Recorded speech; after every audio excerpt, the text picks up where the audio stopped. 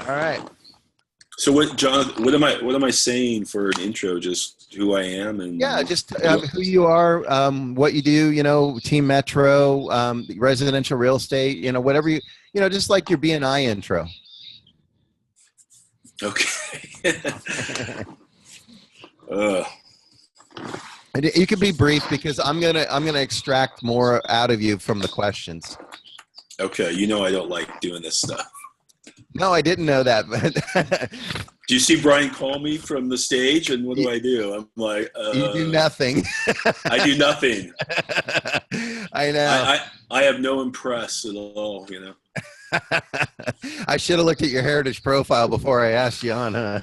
Yeah, basically. Well, that's okay. I'm going to walk you through. This is mostly going to be about you, so it's easy stuff. It's about you. We'll touch on your relationship with Brian and the Buffini thing, but I really, my goal is to have one of the top producing agents in San Diego to give us some advice because we got a lot of realtors that listen to the show. Okay. So I don't consider myself one of the top realtors, but well, we beg to differ. All right. Should we get the show on the road? You ready? Are you recording, Jonathan? All right, here we go. Welcome back, my friends, to the MailRight Real Estate Agent Podcast Show. This is episode 97, and I'm Thomas J. Nelson with co-host Jonathan Denwood and our special guest today, Jamie Hopkins of Team Metro. Jamie, welcome to the podcast. Thanks for having me, Thomas. We're glad to have you here. Would you give our audience maybe 30, 60 seconds on who you are and what you do?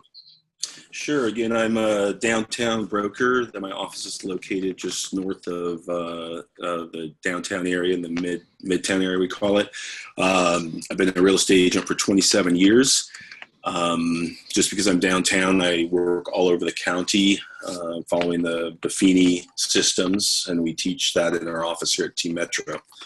So we have about 12 agents now working for our company. It's a small little boutique company, just doing a referral-based business. Nice. All right. And Jonathan, before we get underway, you want to tell the folks who you are? Oh, hi there, folks. I'm the founder, CEO of MailRight. It's a company that provides automated systems that allow you to utilize the power of Facebook more effective in getting quality leads for you, the agent, or boutique brokerage. And I'm Thomas J. Nelson, residential realtor here in San Diego, California, where I'm never too busy for your referrals. And I'm serving the coastal areas, commonly known as UTC La Jolla, and I specialize with military clients. I'm going to jump back over to our guest, Jamie Hopkins, today. I've got a lot of questions for you, Jamie, and again, thank you for being on our show today. You're welcome. So you mentioned you've been in real estate for 27 years. Is that correct? That's correct. And what was your first brokerage? Who did you work for? I worked for a company called the Jelly Company, which was located, it was based in Del Mar, and they opened in those years in 1990. They were expanding. We had just hit a market high, and Joe Jelly had planned on putting about 15 offices around the county. And so I joined the one actually in Oceanside initially, even though I lived down in this area. Okay. And then eventually, now did you end up at Remax? I did. Joe Jelly, that company went belly up basically, and a gentleman named, last name was David Bigley, opened up the Bigley Group in Mission Valley. So transferred there, and then was recruited by the Mission Valley Remax office in 94. 94. Okay. 94. Now, and the reason I'm leading you there is because obviously you have mentioned already the Buffini and Company systems, and this is where I'm assuming you ran into Brian Buffini. Correct. Yeah, I met Brian in 1994, 95. He was an agent in that office. Correct. Okay. Now, I mean, those of us in the real estate world know Brian. He's a big personality, celebrity, if you will. But back then, is Brian just another agent in the office to you at that point? He's another agent in the office that was doing big numbers. We had the boards up in the common areas of that office, so he was slapping transactions up a lot of transactions. I mean, my guess at that point, he was probably doing in that 80 to 100 range. Wow. So yeah, so he's putting 7, 8, 9 transactions a month on that board. So it was impressive, and watching him do that with a lot of grace and ease, it was interesting. I'd watch him, and he was not stressed out. So he was by far the top producer in that office, and he always had time to lend a helping hand, which was nice, and still pop out those big numbers. So that I was intrigued and wanted to learn from him. So, and then at that point, this is where your friendship and your mentorship, if is that fair to say, a mentorship formed with him? Yeah, it was kind of loose, Thomas, actually. He knew I wasn't in a good place. I was chasing expired listings and cold calling, doing all the things that at that time in the industry, that's what we were taught to do. Right. Even the Remax office that's what they taught. And, the leaders of the day, was, chasing expireds, open houses, cold calling, that kind of a mentality. And so he must have saw something in me, I guess, and took some attention to me and said, let me help you. And I was open to the help. So whatever he told me to do, I just did it. I did not question it. And he was helping a lot of people in the office. He was very resolute in how he felt his business was the best thing for the client, and he himself, doing it that way where it was just about serving the client. He had a very successful business, and he tried to teach that to others. And he was bucking the system of the day. Right. So agents would, I think they liked what he heard, but they wouldn't stick with it. So yeah. I stuck with it, and I didn't question it. I just went on pure faith. So that to me is a difference maker there, because I've worked with Brian's coaching for the last 17 years of my career, and I know that I've probably extended my results because of not sticking with it. What is it in you that, is it just the way you're built, or because you were coming from the extreme other side of the industry, cold calling and chasing expireds and all the stuff that we do that, really is the drudgery of the business, I think, but a lot of agents do it still. And Sure. What converted you though? You were talking about how it made sense to you and you took it on blind faith, but what was in you that you just you just went with it without any questions? I think that it's principle-based business practice. You serve the client, and it's going to come back to you. So it's having that faith that you do the right thing. You do stuff for people and clients that you're not necessarily getting paid for a lot of times. It's about giving, right, and the law of reciprocity, and it comes back to you. And so I believe in that. And my outlook on people are that, they're going to give back. You give, they're going to give back. There's always takers in the world, Thomas, but I bought into the philosophy that that's the right way to treat people. And so, I'm kind of a simple guy. To me, it worked. I had results from it. There was a curve, it took a while, and there was times that I had my doubts too, and Brian was there to kind of shore up those doubts, which was nice. And he'd catch me in the parking lot because he was watching, he was investing his time in me. So he was, keeping a read on me. So if he felt that I was wavering, and there was times I did, because they were all naysayers, right, and I stuck with it. So I do the same thing, and we get bombarded, as in this industry of all the newfangled ideas that come out, and maybe it's the maturity of my database. I don't know. I have all different age groups, but it works for my database. Okay. So I keep doing the same thing, and the referrals keep coming, and I continue to serve great people, and Yeah, it works. So I mean, you know this. I'm not a Facebooker. I don't do the Snapchatty, all that stuff that everybody does. Maybe I don't have to do it.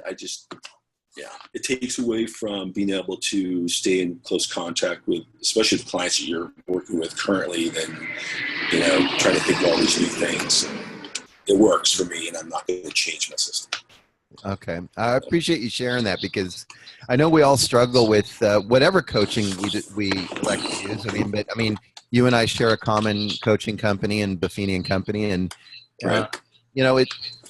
When you hear it taught, it makes perfect sense, but it's another thing to put it in practice. So I appreciate you sharing what you went through with it, but you're getting the results. And I'm not executing it perfectly, Thomas. It's like, there's no way. I mean, my coach, there's times I disappoint her, where I don't do everything I should be doing. But I'm doing as much as I possibly can. Okay. Can I ask a question of Jamie, actually, Thomas? Please do. So, Jamie, what would you say are like 2 to 3 core pillars of the Buffini system in your mind that are keys to it? To me, definitely the note cards, and that's a combination of I do the birthday cards, so I'm sending birthday cards religiously and calling somebody on their birthday. I mean, most of us, if you remember your last birthday, you probably can remember who called you and remembered it was your birthday. Right. And so for me, I want to be one of those people that do that. That Jimmy Hopkins called me to remember my birthday. I do it first thing in the morning. I'm usually one of the first people that call somebody on their birthday. So that's a very important thing. Consistent events work for me. I do movie days, and we do a couple cocktail parties that are successful. I mean, we have our Acapulco party, we call it, which is the Friday before 4th of July, and I think this is our 22nd year anniversary of that event on that night in that location. All right. So there's a consistency there, and people, the clients know that that's going to happen, and so it's consistency in those things. They're going to get a call from me on their birthday. They're going to get pumpkin bread just before Thanksgiving, and they're probably going to have a couple margaritas with me just before 4th of July. So nice. And I appreciate you sharing that, Jamie, because I'm a local San Diegan, so I have access to your numbers, and I see the numbers you put up. It's through our MLS, and one could say, well, Jamie probably doesn't do all that goofy stuff. He's putting up these $1 million properties, but I love hearing that a top producing agent is still doing the fundamentals like that, because doing the parties and the notes and the Popeyes and things like that, I think that's what takes the biggest hit, because people don't see the value in spending the time doing that. I don't think they project the results that come from that. Would you say that's a fair statement? Yes. And with our new agents, it's the most difficult connection you try and make, that there's going to be an activity, that there's not a direct monetary benefit for it. Exactly. So it's this compounding of receiving a mailer, sending a thank you card, a follow-up phone call. It's that whole thing that is not quantifiable, that you have to have faith. And so if you're going to quit after 6 months, all that effort that you put forward, sometimes it hasn't come into fruition. Yeah. No, that's a good point. I wanted to ask you, we're talking about now 23 years ago, you meet Brian. 23 years later, and we talked about this before the show, you tend to cringe when Brian points you out at our events, because not only does he use you as an example of working the system well, but you happen to be his personal realtor. Does that put a lot of pressure on you, or is Brian like any other client, because you've known him so long? I mean, is there any special pressure you feel being his personal agent? Actually, not from him or Bev. When I look at him, I see him as a guy that I met 23 years ago. Right. It's a very relaxed relationship that way. The pressure probably really comes from everybody knowing, and this is why I don't like to be pointed out, right, is that everybody around, they're like, they know that if I screw that up, it's not a good thing, right? And so it's probably more of that, the pressure of everybody else waiting to see if I'm going to slip. Yeah. So, yeah. But, Brian and Bev are regular buyers in the sense that all the stuff that are the normal people go through, you and me and everybody else, they're the same. It's the same. And so, yeah. Do you think, does having that background with Brian put you think in a better position to work with high profile clients? Do you feel comfortable in general? Yeah, I do actually. I do feel comfortable with that. I don't have any movie star impress. I don't like to be on stage. I don't, I don't have that awe, where a lot of people have that with Brian, a lot of people, I don't have that, maybe because I've known him for that many years, but in general speaking, I don't have that. So working with somebody in that higher price range, I just treat them as a normal human being. That's a good point. So and I've known you for about 14 years now, and that's one of the things that's always struck me about you is how humble you are. And I mean, you could have the biggest ego going because of the notoriety you get attached with the Buffini family, yet you're one of the most humble guys I've ever met. Yeah, it's just because we're just doing a normal thing. We're just helping people. So it's just because somebody's a high profile client doesn't mean that your identity is attached to that, right? There'd be some high profile people I probably would not want to work with, because if they had a huge ego, Thomas, I'm telling you, that would not jive with me. That would not be an enjoyable experience for me. And by my numbers, I'm not doing multi-million dollar transactions. I mean, I have a lot in that range, but San Diego is in that range. So it's only a byproduct of where we live. Right. Well, and that's the other thing that I like about you is you didn't become one of those agents that only work with such and such, because I mean, I've shown properties of yours in the millions, and I've shown properties of yours out in Spring Valley in a few hundred. It's and the point I'm getting at is, I mean, we don't have to lose ourselves in all that. I mean, at the end of the day, we're serving people, aren't we? And no matter what their background is. Exactly. And every person, I mean, their value is equal in a sense, or human being. So if you treat people that way, and I think a lot of times the high profile people, that celebrity that they experience, they want to be treated just like a human being. Yeah. And they have the same fears and concerns that we have. So absolutely. Well, look, I want to ask you a question about Team Metro, because now you were instrumental, whether you realized it or not, in getting me to move to San Diego. 14 years ago, you and my bride and I sat and had breakfast in Mission Valley, and you were kind of the final linchpin in our decision to move down here. And so when I came to work here, I came to work at the company you were at, One Source Realty back then, which I think was didn't that evolve from the old Remax office? It did. It went from a Remax to a Better Homes and Gardens to One Source Realty. And I think it changed again after I left. Yeah, to Coldwell Banker. Coldwell Banker, correct. So in 2000, I get there in 2003, and then in 2004, I noticed you exit and Team Metro began. So is that about right? It was 2004 you started Team Metro? Yes. I'm trying to think of my dog. Yeah, 2004 exactly. That's when that was. And that was with Lee Schwartz, correct? Your partner? Correct. And we're still business partners today. But that move, Thomas, was really not a planned move. Our intention was to stay there, grab more office space through Seaman, which he was unable to give us as our team was growing, and he didn't want us to open a satellite office of his. Ah, okay. And you're referring to Greg Seaman, our former broker. Correct. Yeah. Okay, so that was kind of a forced move because you couldn't make it work within. So and that's what I wanted to get to is what was that like leaving the nest, so to speak, and starting your own office and those early days of the office?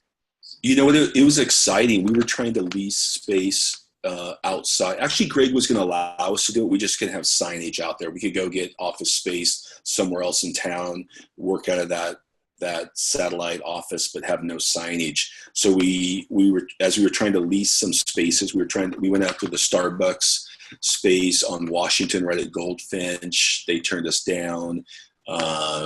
There's 3 or 4 others around town. And then Lee actually said, Jamie, why don't we try and buy a building?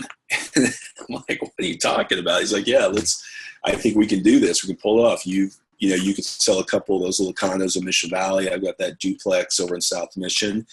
And we started looking at commercial real estate and looked at several buildings kind of in this area. And this building came up and cut a deal with the broker was actually the owner and wrote a contingent offer selling 3 different properties to buy this building. So we kind of fell into it because we couldn't get anybody to lease to us. Wow. And it was exciting. You know, it was, I mean, at that point there was 4 of us and we were hungry and excited, and it was not scary, Thomas. It really wasn't. And we left on great terms with Greg, and he was kind of bummed that we left, but it was the move that we were doing, just like when he came here, so yeah, from Alaska.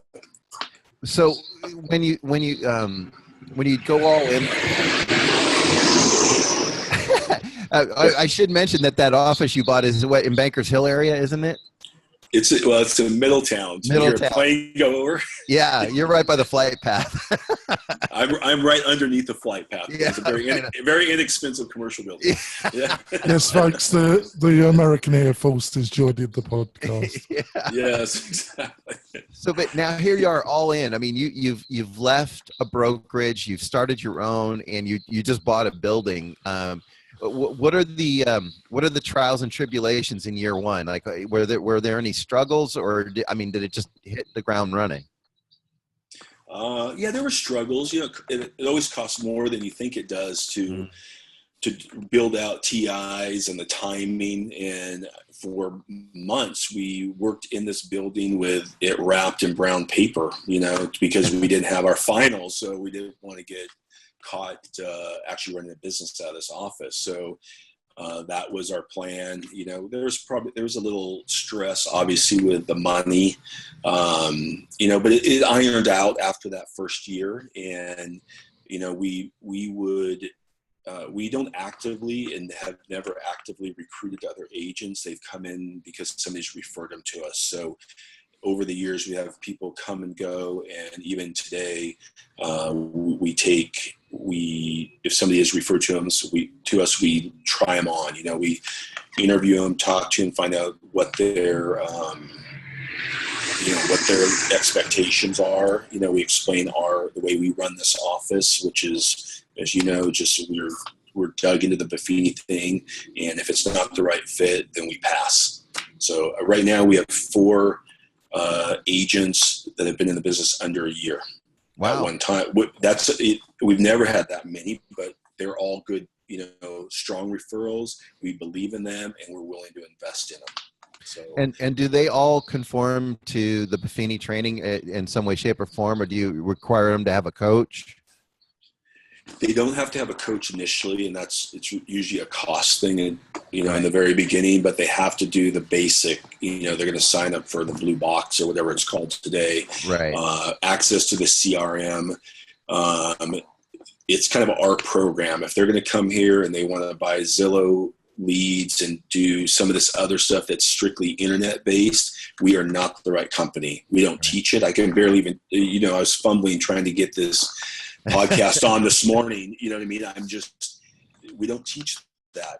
So the young guys kind of fold some of that in, and that's their generation, which is great, but it's right. It's really truly based on a referral Buffini based business with their generation, using some of those tools to build a database, and but they're doing the fundamentals, no different than what you and I do every day.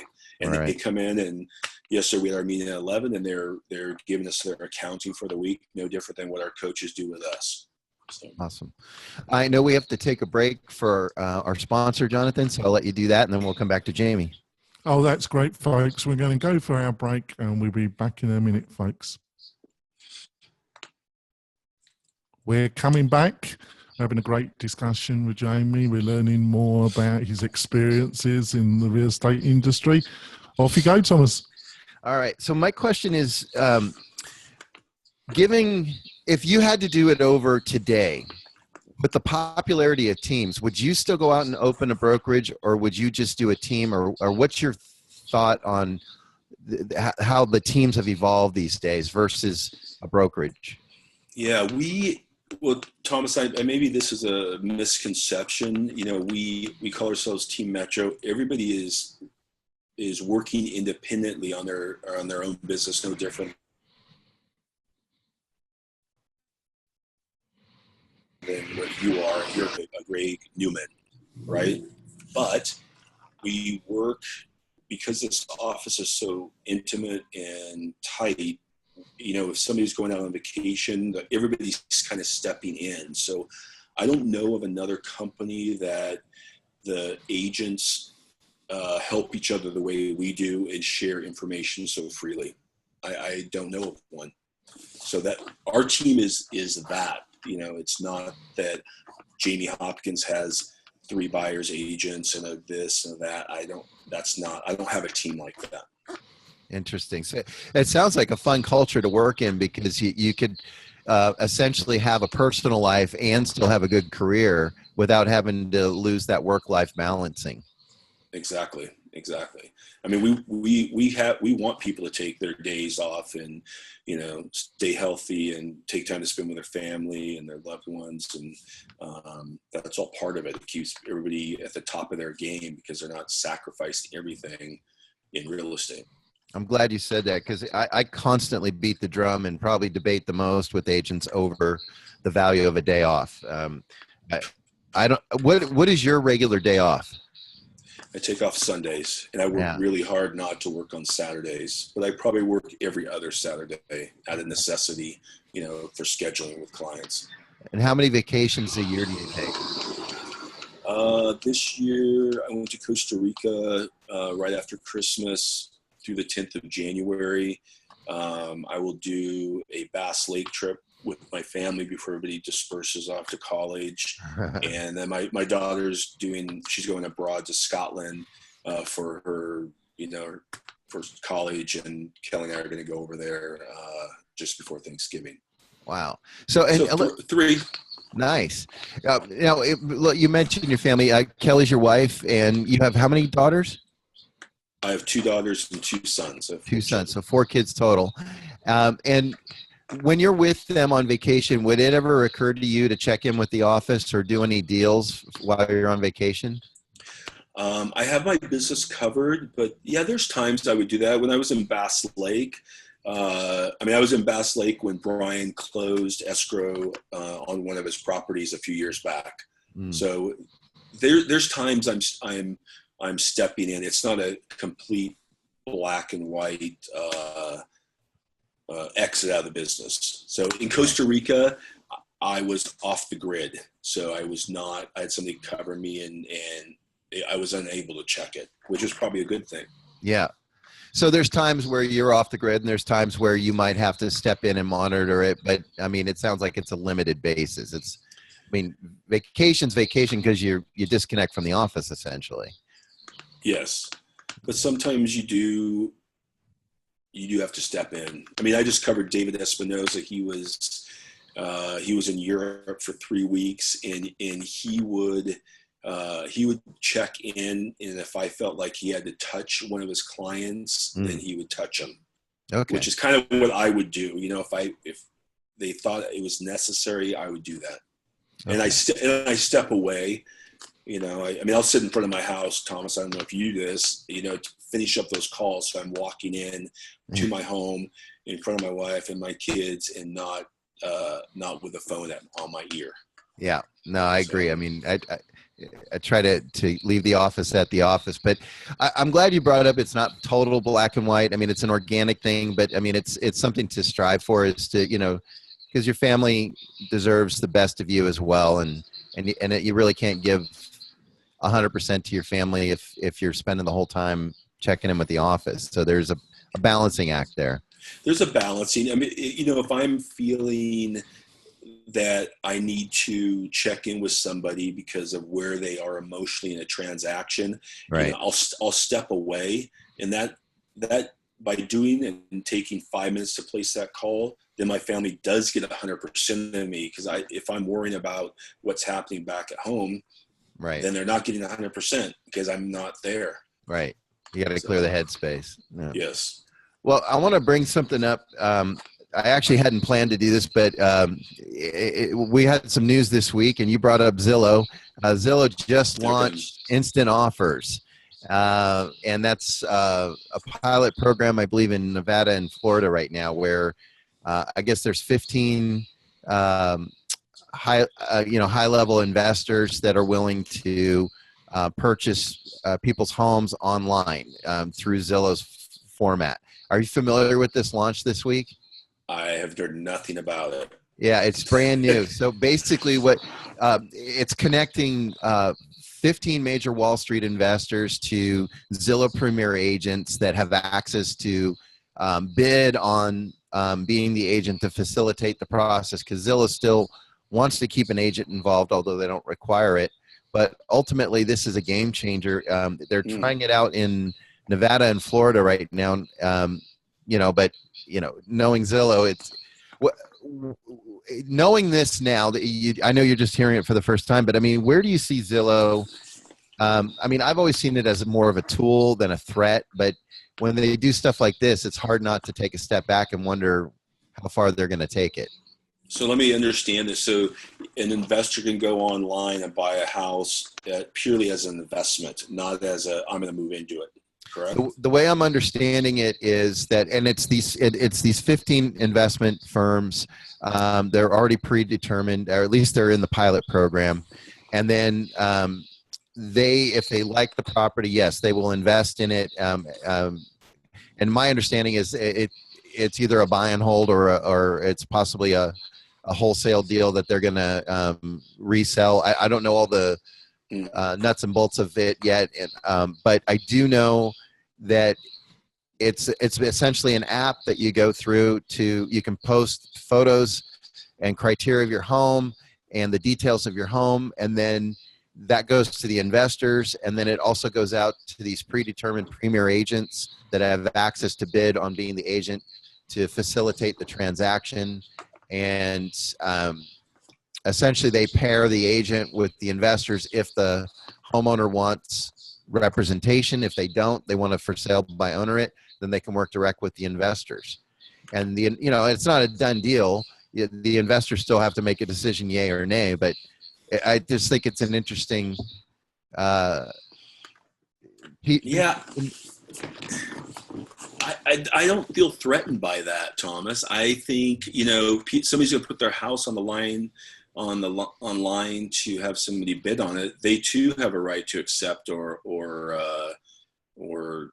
not accept it based on, and it's going to be on price, because they're obviously going to do that because they feel like it's going to save them money. So the investor wants to obviously get as low as possible. The seller wants the opposite side of that. Right. Personally, to me, it's no different than us. You're going to buy a multi-unit property investor. You're not going to look at the inside of that. People are going to write bids on it. So they're going to do it. The platform is Zillow, and they're going to bid on something they haven't seen yet. And it's going to be based only on the numbers. I don't feel threatened by that at all. I didn't expect you would be, and that was kind of the point of bringing it up, because the reason I'm bringing it up is because those that have been aware of it, and I posted this to get some feedback within the Buffini network on Facebook, and there's a lot of mixed reviews, but it's funny, a lot of the Buffini agents didn't see it as a threat at all because of the way we're trained. But all the non-Buffini agents, they're running around with Chicken Little. The sky's falling.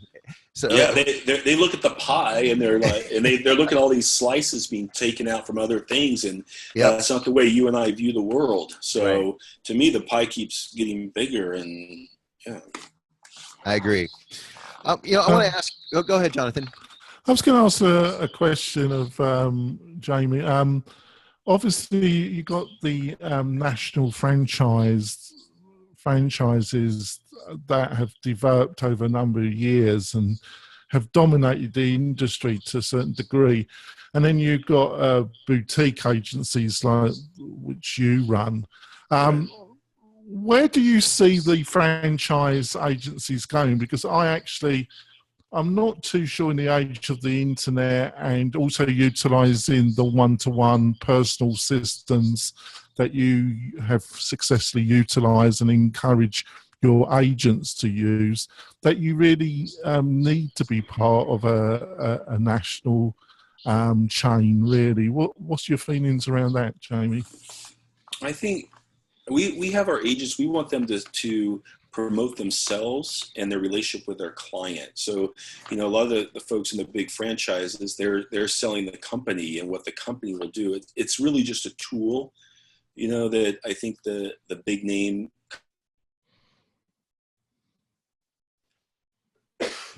companies use, the fluff, I think, in our business. I had a list in Carlsbad that expired I let it expire over the week, and I'm going to refresh it this morning and put it back on. But, my client was inundated with these calls and texts, and so she gets this text, which she forwards me, this agent, I work for this company, and this is our international reach. And it went on. It was a very impressive text to get. And her name's Fawn. She says, what's your take on this? And I go, it's a hook. They're using what they have. And so I think the big companies, Team Metro is not a hook. We're not a Berkshire Hathaway or Century 21 or Coldwell Banker. We're not that. So I go on to Home, whatever our little app is. I don't even know the name of it, but I know how to work it. I pull up the agent.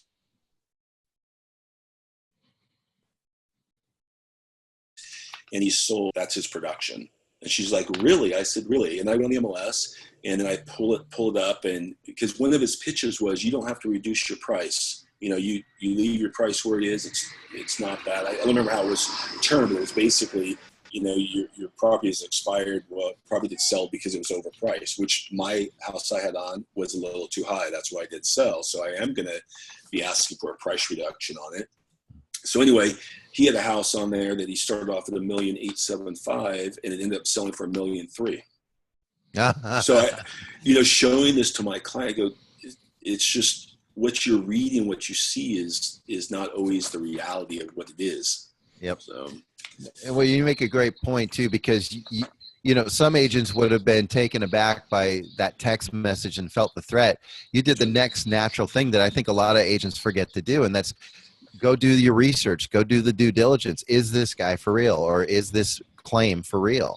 I mean, one of the things about our industry is it's hard to BS people because all our numbers are right there. It's yes. Public. It's public knowledge. So, yeah. but the general public doesn't know that. Right. The seller that had their house just come off the market is going to be subjected to all that. And so all these people are, I talked to another agent that she sent me, this guy, Jamie, he says he didn't get a chance to write an offer on my house before it went off the market. And he's a buyer too. And I know the conversation. I get him on the phone. He has no record. It's been about 2 hours since he called my client and talked to her, and he can't remember her house because he's just going down the expired list. Right. And I go, Joe, so you're just calling expireds, right? Yes. No problem. It's under contract. It's going back on the market on Monday. And that's the challenge, I think, in our industry is we're always trying to detoxify, demystify our clients because there is so much hype out there. Yes. Yeah. So I felt it was important to show her what she's seen, because I think there was a part of her that was hooked. I mean, Thomas, I had and I So. Yeah, it's easy to do. Well, bringing that up, let me ask you this, because I mean, you've obviously been in the industry a while and you're successful. So what if I'm a brand new agent coming to you and I'm getting hired onto Team Metro today, what's your advice to me? How am I getting started on the right foot with you? You're getting started by believing in the way we teach. The Buffini way is the right way, and that aligns with your own personal principles and how you want your future business to shadow us, and they can kind of see what we do. So if that's not sexy enough for them, then they go somewhere else. So if they decide to stay, so we have 4 of these agents have decided that's what they're going to do. So they're going to join the Buffini thing. They're going to pay for all their dues. They're going to get their open house signs. They're going to put everybody they know into their database, A, B, and C them. It's all this. It's back to the fundamentals. So we're teaching them that stuff from the beginning. A couple of these agents have come in, I mean, brand new, Thomas, new to San Diego, new to the industry. And so we're putting them in front of people on open houses. We're having them door knock. And this is, I mean, we're building a database. We have to get a database built, and we got to get them meeting and getting face-to-face with people. Right. The 2 agents we had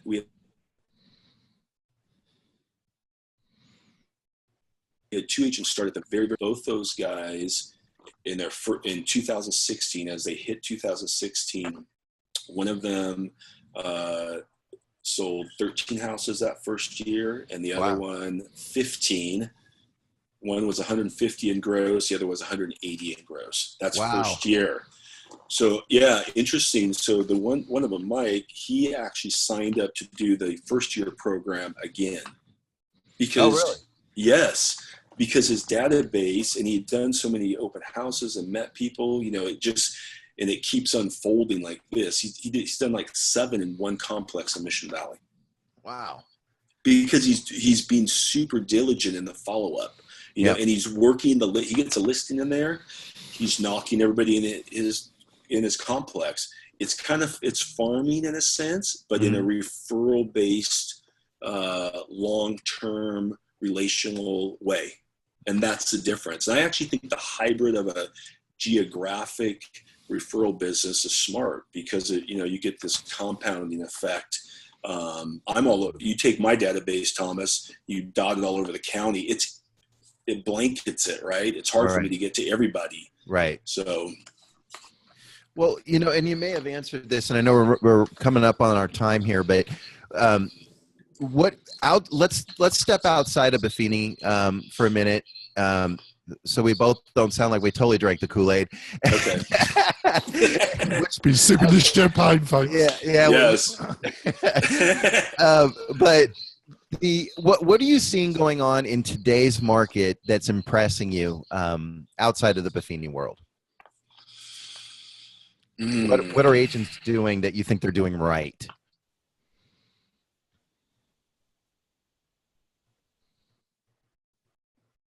Today, and I feel this more so kind of centered. I think there's a higher level of professionalism today than what I saw 5 years ago. That's what I see. I see, especially the folks that went through the recession and weathered that. I think it was humbling to a lot of agents, and I see a lot more.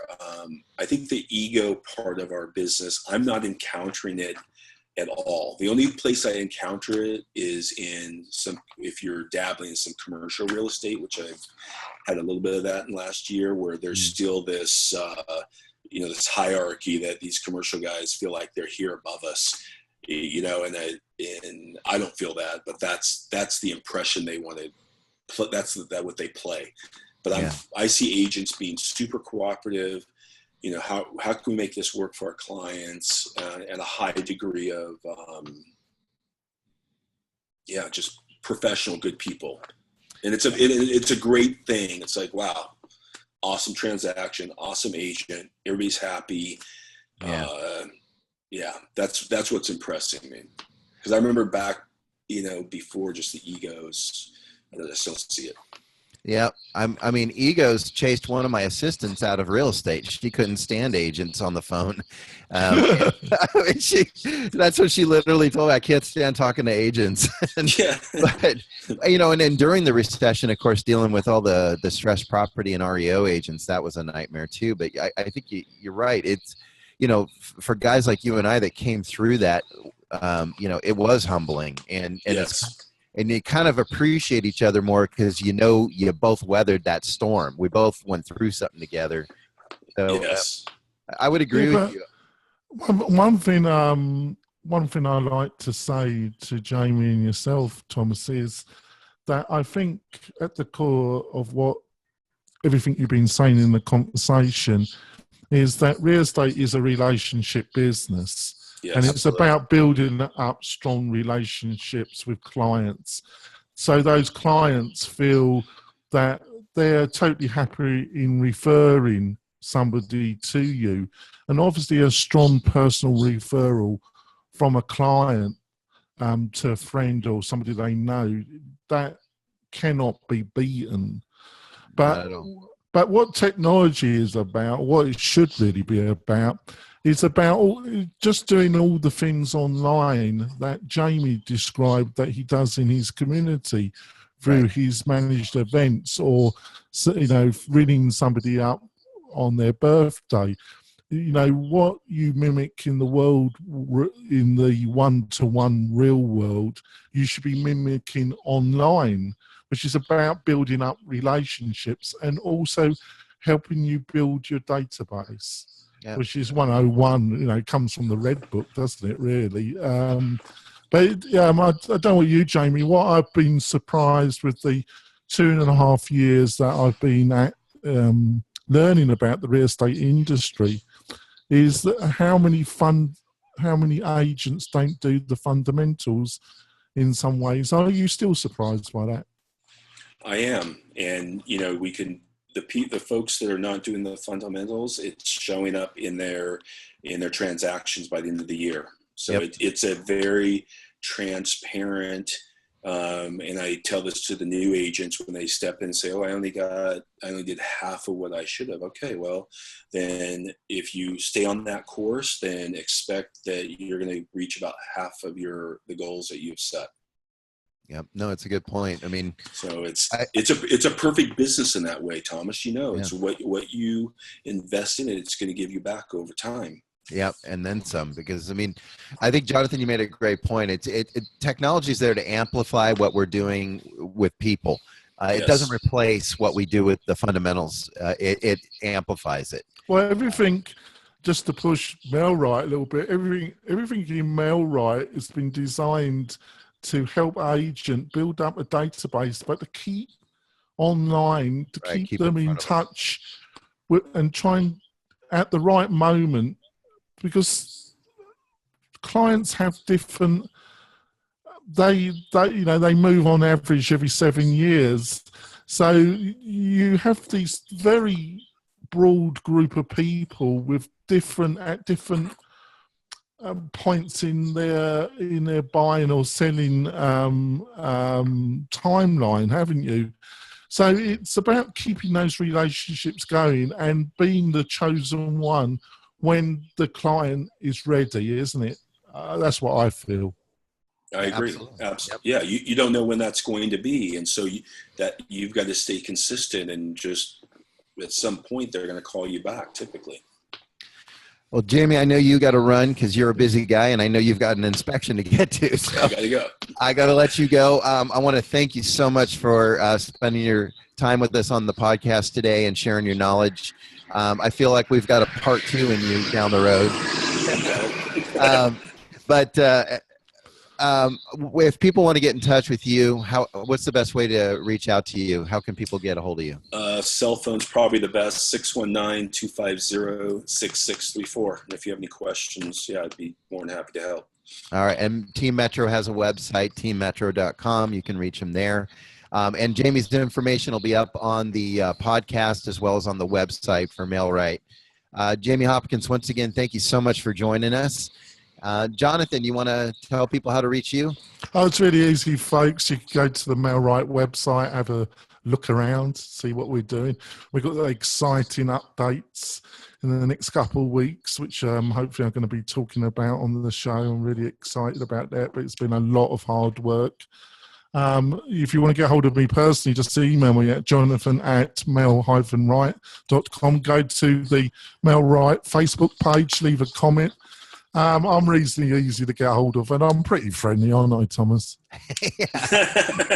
Especially after that first cup of tea. Yeah, Exactly. grab my tea, folks. I just want to say one thing to finish the show, folks. I was wanting to do it at the beginning, but I think it's best to do it at the end. I just want to give my condolences and my heartfelt sorrow to the people in Manchester that have lost their children to terrorism, that were murdered yesterday. And the murderers that did this terrible thing will be found and will have British justice applied to them. Absolutely. Yes. All right, folks, on that note, we're going to sign off. Again, I'm Thomas J. Nelson, residential realtor here in San Diego. I'm north of Jamie, so if you want to get a hold of me, I'm at thomasjnelsonrealtor.com or find me on social media. We'll see you next week on the MailRight Real Estate Agent Podcast Show. And once again, Jamie Hopkins, thanks for blessing our podcast today. Thank you so much for having me, Thomas. All right. Bye-bye. Bye-bye.